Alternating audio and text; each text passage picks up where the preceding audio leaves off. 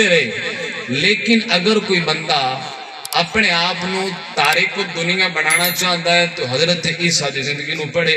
انہوں نے کوئی گھر نہیں بنایا, کوئی کوٹھیاں بگلے نہیں بنائے, انہوں نے اپنے آپ نو دنیا تو بیدار رکھیا. اگر کوئی بندہ سلطنت دے اندر اعلیٰ بننا چاہتا ہے اپنے آپ نو, پھر حضرت سلیمان علیہ السلام نے زندگی دا مطالعہ کرے, وہ اس اعتبار نال بڑے اعلیٰ سن. لیکن ہن بندیاں دی زندگی مختلف ہے, کوئی ماڑا, کوئی چنگا, کوئی امیر, کوئی غریب, کوئی اچا, کوئی نیواں, کوئی حاکم, کوئی محکوم. لیکن اس سارے دی زندگی محبوب تے کیویں نافذ ہوئے گی؟ یہ گل تے سانو قرآن دس رہا ہے کہ اگر جیو دے حالات بھی میرے مصطفیٰ دی زندگی اندر پڑھو گے تو انہوں ملتے جانے گے. سارے حالات میرے آقا دی زندگی اندر.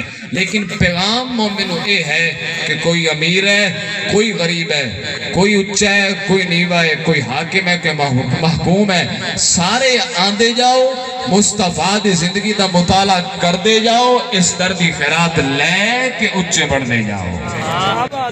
اور حضور علیہ السلام دی زندگی اندر تا ایسے ویلے بھی آئے کہ دو ماہ تک گھر دے اندر آگ نہیں جلی.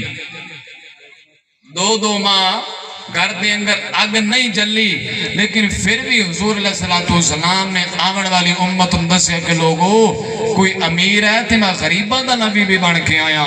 میں غریبان ہوئے پیغام دے رہا کہ غریبو اگر تساں پریشان نہیں ہونا چاہتے تو میں محمد